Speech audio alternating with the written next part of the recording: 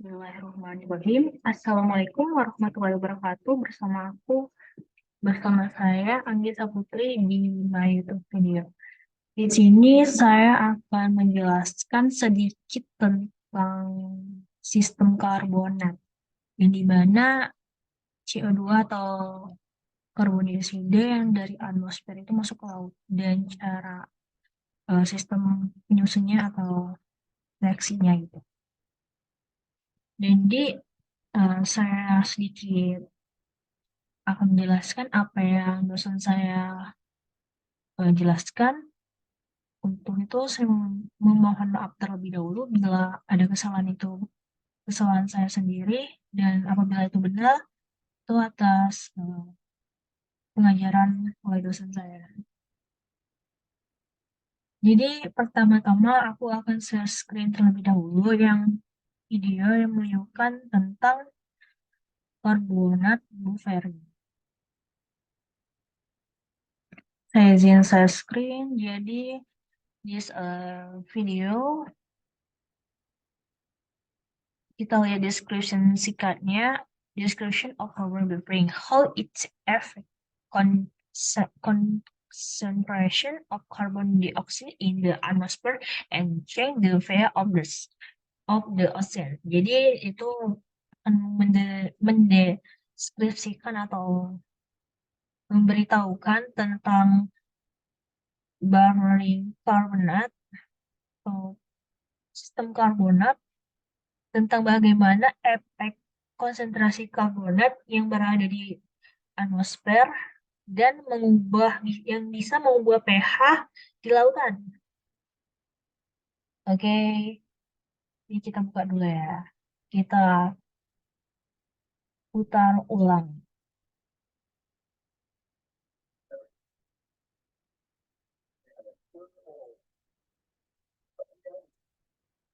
Jadi 70%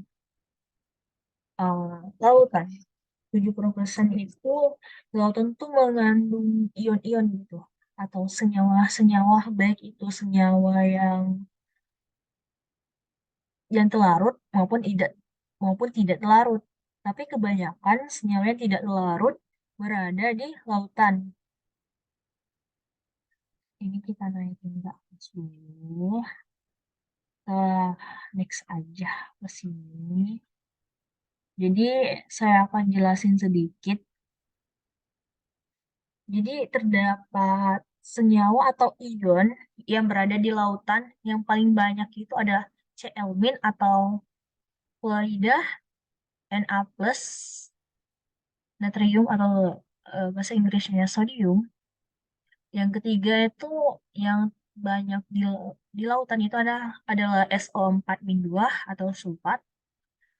Yang keempat magnesium atau Mg+2.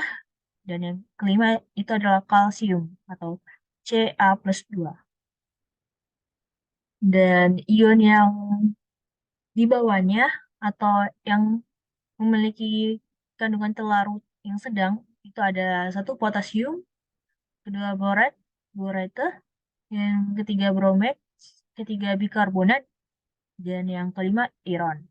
Sedangkan gas yang terkandung di lautan ada NO2 atau natrium, oksigen atau O2, dan CO2, karbon dioksida. Kita lanjut ke sirkulus. Jadi 30% karbon dioksida melakukan absorpsi di lautan gitu. Kita ambil dari contoh gambar di layar ini. Jadi karbon dioksida yang berada di atmosfer itu akan turun ke lautan,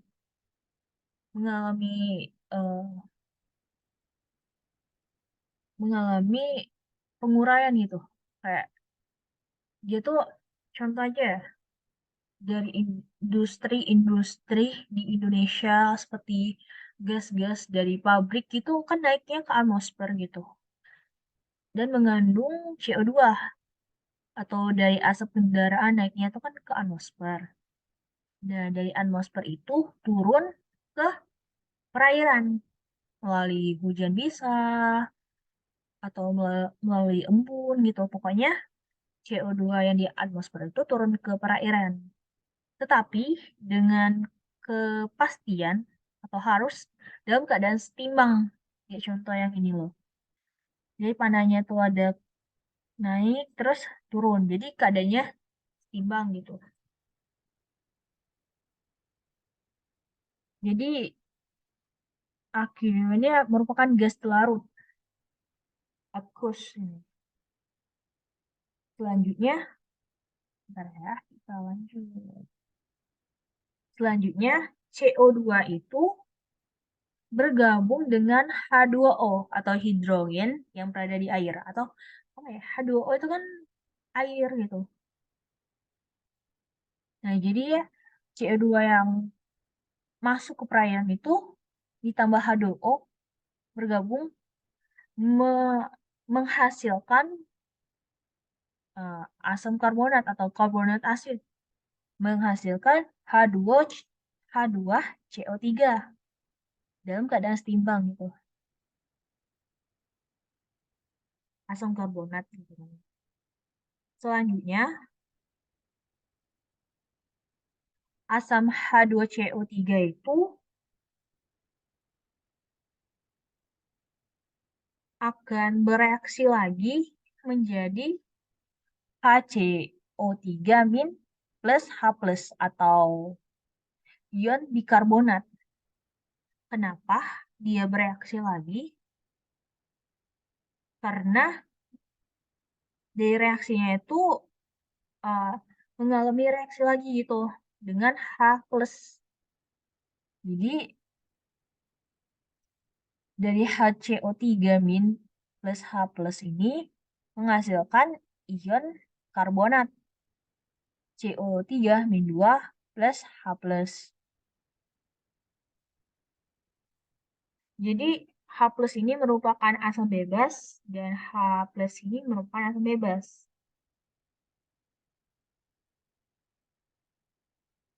Jadi ion bikarbonat ini dihasilkan dari H plus.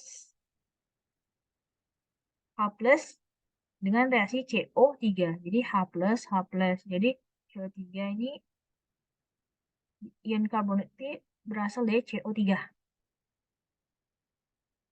CO3 yang dimana di awalnya itu dari CO2. Jadi reaksi ini akan, bila reaksi ini habis, dia akan kembali lagi ke semula gitu. Jadi dia akan bersirkulasi atau membentuk sebuah rantai gitu ya. Kayak misalnya dari 1, 2, 3, 4 habis, lanjut lagi dia naik lagi ke 4, 3, 2, 1 gitu. Selanjutnya di sini ada penjelasan gitu ya. Kayak penjelasannya itu kan apakah CO2 menurunkan pH aja gitu kan. Jadi ketika CO2 meningkat, terus lalu pH di suatu lautan itu akan menurun. Kenapa demikian? Jadi CO2 itu naik dilandasin atau bersamaan dengan H+. Kayak contoh di sini, CO2 di sini ada CO2-nya 100%, terus H plusnya 100%. Nah, H plus ini yang menurunkan pH di lautan. Semakin H plusnya naik, hidrogennya naik, maka pH atau keasaman di lautan juga sama, semakin menurun. Gitu. Nah, jadi kan ada pertanyaan, apakah CO2 menurunkan pH aja di lautan? Jadi, karbon dioksida ini tidak hanya menurunkan pH di lautan, tetapi karena dia memiliki reaksi dua arah, ketika CO32+, ini CO32+ atau 2- ini udah selesai dalam pereaksiannya, dia akan kembali ke asalnya. Sehingga dia nggak nurunin pH aja, tapi menurunkan ion-ion yang lainnya juga. Jadi reaksi seimbang itu tergantung dengan senyawa yang dominan gitu. Kayak misalnya senyawa yang dominan ini kan dari atmosfernya kan CO2. Jadi reaksi seimbangnya tergantung sama CO2 gitu. Misal CO2 100%, H2O-nya harus 100% gitu. Nah, selanjutnya itu dengan fotosintesis. Jadi fotosintesis itu merupakan rumus kimianya adalah CO2 ditambah H2O. Bisa nggak ya kita stop share terlebih dahulu? Aku mau buka whiteboard. Tes. Tunggu loadingnya dulu ya.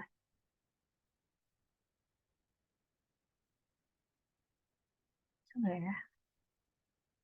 Nah, semoga dia bisa. Open board. So, di sini aku mau jelasin tentang fotosintesis. Sedikit aja. Ini jelasin tentang dosen aku. Nah ya, oke di sini bisa draw highlight gitu. Jadi fotosintesis.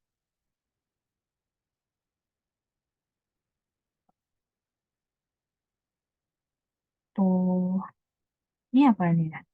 Enggak ya? Enggak lah ya. Fotosintesis. Jadi rumus kimianya fotosintesis itu adalah karbon dioksida CO2 ditambah H2O. Ini fotosintesis di perairan ya. Sama dengan menjadi C6 C6 H2O6 plus oksigen. Jadi fotosintesis itu nggak menghasilkan dari ini fotosintesis menghasilkan C6HO6. Kalian tahu nggak C6HO6 itu? Jadi C6HO2O6 itu merupakan fitoplankton. Sedangkan O2 ya, seperti itu adalah oksigen. Jadi fotosintesis menghasilkan fitoplankton dan oksigen. Nah, selanjutnya, oh, jadi kan kenapa fitoplankton itu banyak? Karena ada oksigen. Nah, fitoplankton itu kan tumbuh karena dia tuh aerob gitu kan, membutuhkan oksigen dalam perkembangbiakannya atau iya perkembangbiakannya atau pertumbuhannya gitu. Tetapi bila fitoplankton itu banyak berkembang bisa menjadikan blooming algae kan ya. Blooming algae itu menyebabkan oksigen di perairan itu berkurang atau habis dikarenakan pertumbuhan fitoplankton itu. Kayak blooming algae atau blooming fitoplankton lah ya, biar masuk gitu ya. Jadi blooming fitoplankton itu menyebabkan oksigen di perairan itu berkurang, padahal dalam proses fotosintesis sendiri menghasilkan oksigen gitu loh. Jadi kalian tuh enggak ya, apa ya? Jadi kan ada nyambung enggak ya? Fitoplankton dan oksigen dari fotosintesis. Tetapi bila fitoplanktonnya terlalu banyak atau telah menjadi blooming gitu ya, blooming algae itu mengurangi oksigen. Padahal dalam fotosintesis tuh dia tuh bertambah. Ya, dia kan menambah. Tetapi fitoplankton tuh tetap tumbuh, tumbuh, tumbuh banyak itu sehingga oksigen di perairan itu diambil sama fitoplankton gitu loh. Jadi yang hasil fotosintesis itu tidak mencukupi untuk perkembangbiakan fitoplankton hingga yang menyebabkan yang bahaya di blooming algae itu eh, oksigen yang habis untuk pengembangbiakannya dan juga blooming algae itu menutupi perairan sehingga tidak terkena cahaya matahari perairannya dan juga menghasilkan zat-zat nutrien yang terlalu banyak gitu bisa mentoksikan perairan mengakibatkan biota laut ikan-ikan udang dan biota lainnya di laut yang hidup di sana atau di perairan menjadi mati akibat blooming algae. Aku juga bertanya-tanya ya, saya juga bertanya-tanya ke untuk nonton sama ya, sama algae gitu lah. Jadi ya, saya pikir, oh iya sama gitu, soalnya kan fitoplankton itu kan ada jadi zooplankton dan itu,